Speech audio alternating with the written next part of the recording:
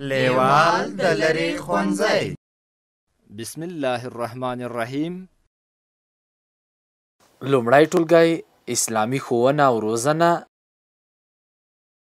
22م لوست درود شریف. درود شریف لومړی برخه.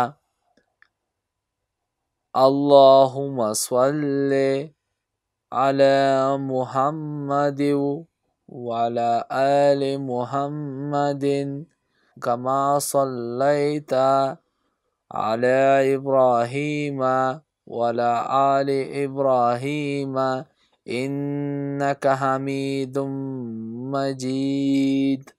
د جملو تکرار. اللهم صل على محمد وعلى آل محمد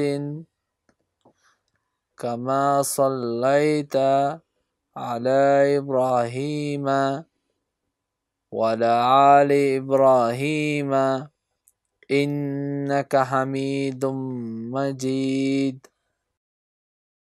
د لیوال ملي پوهې پروګرام.